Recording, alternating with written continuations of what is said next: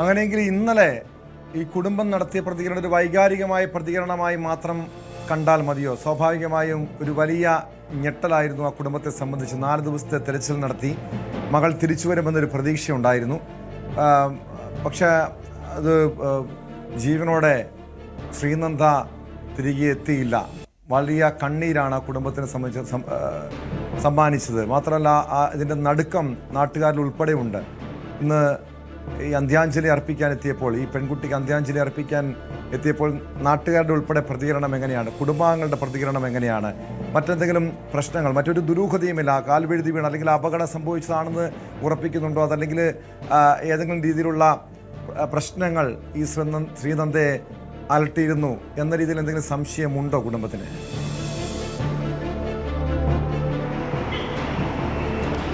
കുടുംബം ഇക്കാര്യത്തിൽ നടത്തിയ പ്രതികരണം തികച്ചും വൈകാരികമാണ് എന്ന് തന്നെ വേണം കരുതുവാൻ. കാരണം അവർ ആദ്യം കാണുമ്പോഴത്തെ ഒരവസ്ഥ അത് വെച്ചുകൊണ്ടായിരിക്കാം അവർ അത്തരത്തിൽ അങ്ങനെ ഒരു പ്രതികരണം നടത്തിയതെന്നാണ് കരുതുന്നത്. കാരണം മുഖം വളരെ കാണാൻ കഴിയാത്ത അവസ്ഥയിലായിരുന്നു, വസ്ത്രങ്ങൾ കീറി പറഞ്ഞ അവസ്ഥയിൽ. സ്വാഭാവികമായിട്ടും അത്തരത്തിൽ ഒരു വൈകാരികമായ പ്രതികരണം നടത്താനുള്ള സാഹചര്യങ്ങൾ ആ കുട്ടിയുടെ മൃതദേഹം കാണുമ്പോൾ അവർക്ക് അത്തരത്തിലുണ്ടായിരിക്കാം. എന്നാണെങ്കിലും അതിന് മറ്റ് ഏതെങ്കിലും സംശയങ്ങളോ മറ്റേതെങ്കിലും സാഹചര്യങ്ങളോ ഉണ്ടായിട്ടുണ്ടെന്ന് പറയാനാകില്ല. തികച്ചും വൈകാരികമായിട്ട് ആ ഒരു ഘട്ടത്തിൽ ഏതൊരാളും നടത്തുന്ന തരത്തിലുള്ളൊരു പ്രതികരണമായിട്ട് തന്നെ വേണം അതിനെ കാണുവാൻ.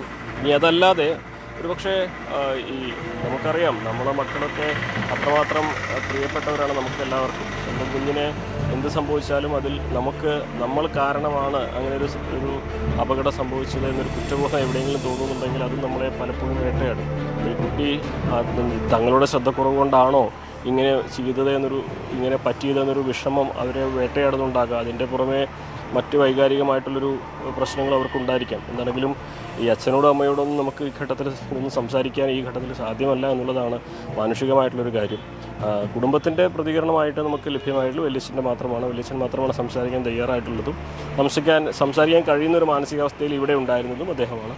അതാണെങ്കിലും അവർ നിലവിലെ അവസ്ഥയിൽ ഇതൊരു അപകടം എന്ന തരത്തിലേക്ക് തന്നെയാണ് വിരൽ ചൂണ്ടുന്നത്. മറ്റു കാര്യങ്ങളൊക്കെ പോസ്റ്റ്മോർട്ടം റിപ്പോർട്ട് വരട്ടെ, പോലീസിൻ്റെ അന്വേഷണം നടക്കട്ടെ എന്നൊരു നിലപാടിൽ തന്നെയാണ് സ്വീകരിച്ചിരിക്കുന്നത്. ഇതിന് അപ്പുറത്തേക്ക് ഏതെങ്കിലും സംശയങ്ങൾ ആരും നിലവിൽ പരസ്യമായിട്ട് ഉന്നയിക്കുന്നില്ല എന്നുള്ളതാണ്. കാരണം അത്രമാത്രം മിടുക്കിയായ ഒരു പെൺകുട്ടിയായിരുന്നു. പഠനത്തിലാണെങ്കിലും പാഠ്യേതര വിഷയങ്ങളാണെങ്കിലും എല്ലാ കാര്യങ്ങളിലും സ്കൂളിൽ എല്ലാവർക്കും പ്രിയപ്പെട്ട മിടുക്കിയായ ഒരു പെൺകുട്ടിയായിരുന്നു. അപ്പോൾ മറ്റ് എന്തെങ്കിലും കാര്യങ്ങൾ സംശയത്തിൻ്റെ പേരിൽ നമുക്ക് ഒരിക്കലും പങ്കുവയ്ക്കാൻ കഴിയില്ല. അങ്ങനത്തെ വിവരങ്ങളും നമുക്ക് ഇവിടുന്ന് ലഭ്യമായിട്ടുമില്ല ഈ ഘട്ടം വരേക്കും.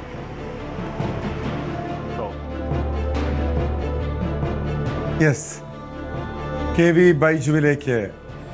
ബൈജു, ഇന്നലെ ഈ വാർത്ത പുറത്തു വന്നപ്പോൾ ആദ്യം ഒരു സംശയം ഉന്നയിച്ചത് ലഹരി മാഫിയയുടെ സാന്നിധ്യമാണ്. കാരണം അത്രയധികം ഈ ചിക്കമംഗളൂർ ഉൾപ്പെടുന്ന വിനോദസഞ്ചാര മേഖലകളിൽ ലഹരി മാഫിയയുടെ വലിയ സ്വാധീനമുള്ള സ്ഥലമാണ്.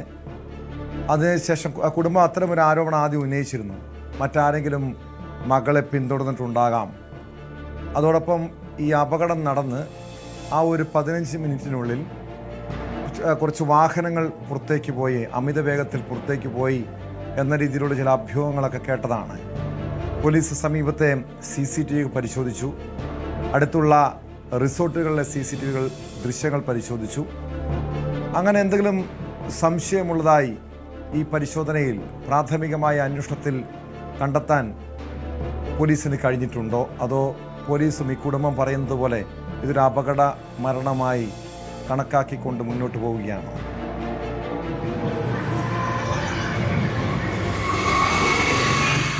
ടോമേ, ഈ ഒരു കുടുംബം ആദ്യം നടത്തിയത് വൈകാരിക പ്രതികരണത്തോടൊപ്പം ഇത്തരം സാഹചര്യ തെളിവുകൾ കൂടി കണ്ടതിന്റെ അടിസ്ഥാനത്തിലാണ് ആ സംശയം പ്രകടിപ്പിച്ചത്. പിന്നീട് പോലീസാണ് ഇതിൽ ഒരു വ്യക്തത കുടുംബത്തിന് നൽകിയത്. അത് നമ്മൾ ആ സമയത്തും പോലീസ് സ്റ്റേഷനിൽ ഉണ്ടായിരുന്നു. ചിക്കമംഗളൂരു നോർത്ത് പോലീസ് സ്റ്റേഷനിലായിരുന്നു ഇവരുടെ മൊഴി രേഖപ്പെടുത്തുണ്ടായത്. അച്ഛനെയും അമ്മയും അതോടൊപ്പം ഇവരുടെ ബന്ധുക്കളും ഒക്കെ ഉണ്ടായിരുന്നു. നമ്മൾ ആ സമയത്ത് ഉണ്ടായിരുന്നു. പോലീസോട് നമ്മൾ ഇക്കാര്യം സംസാരിച്ചിരുന്നു. ജില്ലാ പോലീസ് മേധാവിയോട് ഉൾപ്പെടെ നമ്മൾ ഇക്കാര്യം വിശദമായി സംസാരിച്ചിരുന്നു. അവർ പറയുന്നത് തന്നെയാണ്, ഈ പ്രദേശത്ത് കുറച്ച് പ്രശ്നങ്ങളുണ്ട്. അതായത് ഇവിടെ പെട്ടെന്ന് എന്തെങ്കിലും ഒരു അപകടം സംഭവിച്ചാൽ അവിടെ വേണ്ട രീതിയിൽ കൈകാര്യം ചെയ്യാൻ കാര്യമായ ആളുകളില്ല എന്നതാണ് മറ്റൊരു പ്രധാനപ്പെട്ട പ്രശ്നം. അതോടൊപ്പം 10 കിലോമീറ്റർ അപ്പുറമാണ് പോലീസ് എയ്ഡ് പോസ്റ്റ് ഉള്ളത്. എന്തെങ്കിലും ഒരു അത്യാഹിതം സംഭവിച്ചാൽ, ഇത്തരത്തിലുള്ള ഒരു സംഭവം സംഭവിച്ചാൽ അവിടെ വിവരം അറിയിച്ച് അവിടെ നിന്നും അരമണിക്കൂറോളം സമയമെടുത്താണ് പോലീസ് വന്ന് ഈ ഒരു സഹായം നൽകേണ്ട സാഹചര്യമുള്ളത്. ഇന്നും നമ്മൾ ആ സ്ഥലത്ത് പോയപ്പോൾ നമ്മൾ കണ്ടത് അതാണ്. ഇത് ഇത്തരത്തിൽ വലിയ അപകട സ്ഥലമാണ്. അപകട സ്ഥലത്തൊക്കെ ആളുകൾ സെൽഫിയും എടുക്കാനും മറ്റുമായി അത്തരം ഭാഗങ്ങളിലേക്ക് പോകുന്ന കാഴ്ചകളൊക്കെ നമ്മൾ ഇന്ന് കണ്ടു. അത് നിയന്ത്രിക്കാൻ അവിടെ ഒരു സംവിധാനമില്ല. അതുമാത്രമല്ല, ഏതെങ്കിലും അപകടം ഇത്തരത്തിലുള്ളൊരു സാഹചര്യം വന്നാൽ അവിടെ അത് സഹായം തേടാനും ആരുമില്ലാത്തൊരു സാഹചര്യം തന്നെ ഇപ്പോഴും ഉള്ളത്. കുറേ കടകൾ അവിടെ ഉണ്ട്. അവരുടെ കച്ചവടമായി നടത്തുന്നു. ഇതിന് താഴ്വാരത്തേക്കാണ് ഈ ഒരു വ്യൂ പോയിന്റ് വരുന്നത്. അതിനും കുറച്ചുകൂടി താഴോട്ട് പോകുമ്പോഴാണ് ഈ ഒരു മാണിക്ധാര വെള്ളച്ചാട്ടം വരുന്നത്. അങ്ങനെ ആ ഒരു സ്ഥലം പെട്ടെന്നൊന്നും നമുക്ക് അവിടെ ഇത്തരത്തിൽ ആളുകൾ ഇതിന്റെ മലമുകളിലൊക്കെ കയറിപ്പോയാൽ നമുക്ക് ശ്രദ്ധയിൽപ്പെടില്ല. അവിടുന്ന് ഒന്ന് കാല് തെറ്റിയാൽ ഇതുപോലെ 1500-2000 അടി താഴ്ചയിലെ കൊക്കയാണ്. ആ കൊക്കയിലേക്ക് വീഴുന്ന സാഹചര്യമാണ് ഉണ്ടായത്. പക്ഷേ ഈ ഒരു സംഭവത്തിൽ സാഹചര്യ തെളിവുകൾ, ഇത്തരത്തിൽ സംശയിക്കപ്പെടേണ്ട കുറേ തെളിവുകൾ ഉണ്ടായിരുന്നു. വാഹനം അമിത വേഗതയിൽ പോയി എന്ന് പറയുന്നുണ്ടായിരുന്നു. അത് പോലീസ് പരിശോധിച്ചു. അത് സ്വാഭാവികം മറ്റേതോ വാഹനമായിരുന്നു കണ്ടെത്തി. പിന്നീട് ഈ ലഹരി മാഫിയൊക്കെ, കാരണം ഇത്തരം കേന്ദ്രങ്ങൾ വിനോദസഞ്ചാരികൾ ഒരുപാട് എത്തുന്ന സ്ഥലമാണ്. അവിടെ ലഹരി മാഫിയ, പ്രത്യേകിച്ച് മദ്യം ഒക്കെയുള്ള ഒരു ഒഴുക്ക് അതുണ്ടാകുന്ന സാധാരണയാണ്. അത്തരം പ്രത്യേകിച്ച് കർണാടകയിൽ അതൊരു വിഷയമല്ല. കാരണം ഇത് മദ്യമൊക്കെ യഥേഷ്ടം ലഭിക്കുന്ന ഒരു സ്ഥലമാണ് കർണാടക. അങ്ങനെ ലഹരി മാഫിയ ഒക്കെ ഉള്ള ഒരു സ്ഥലം തന്നെയാണ് ഇത്. അത് ഒരു സംശയം ഇവർക്ക് ഉണ്ടായിരുന്നു. അതോടൊപ്പം ഇവർ എവിടെയാണോ അവസാനമായി ഈ കുട്ടിയെ മിസ് ചെയ്യുന്നത്, കാണാതാവുന്നത്, അതിനും വളരെ ദൂരത്ത് നിന്നാണ് ഈ മൃതദേഹം ലഭിക്കുന്ന സാഹചര്യം ഉണ്ടായത്. അത് ഒരു പക്ഷേ തെന്നി പോയതാണോ അതല്ല ഈ കുട്ടി തന്നെ നടന്ന് വഴിമാറി പോയതാണോ എന്ന് അറിയില്ല. അത് ഏതായാലും പോലീസ് അന്വേഷണത്തിൽ കണ്ടെത്തേണ്ടതുണ്ട്. അതൊരു സംശയം ഇവർ പ്രകടിപ്പിച്ചു.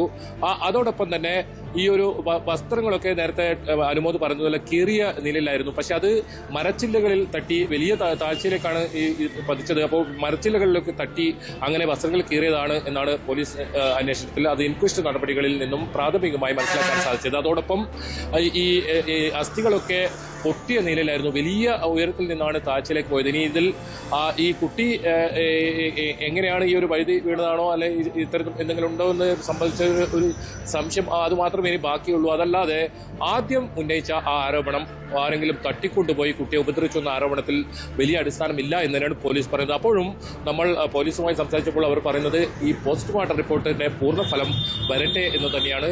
അതിൽ കൃത്യമായി കുട്ടിക്ക് നേരെ എന്തെങ്കിലും അതിക്രമമോ മറ്റോ ഉണ്ടായിരുന്നെങ്കിൽ അതിൽ രേഖപ്പെടുത്തും. അത് നമുക്ക് കണ്ടെത്താൻ സാധിക്കും. അതുകൂടി ലഭിക്കുന്നതോടെ ഇതിൽ ഒരു വ്യക്തത, പൂർണ്ണമായൊരു വ്യക്തത വരും.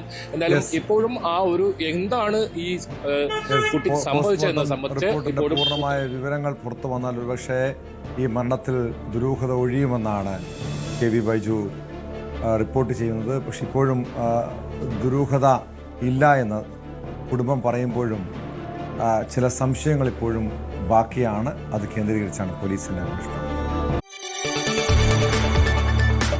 കൂടുതൽ വാർത്തകൾക്ക് news 18 Keralam YouTube channel subscribe ചെയ്യുക.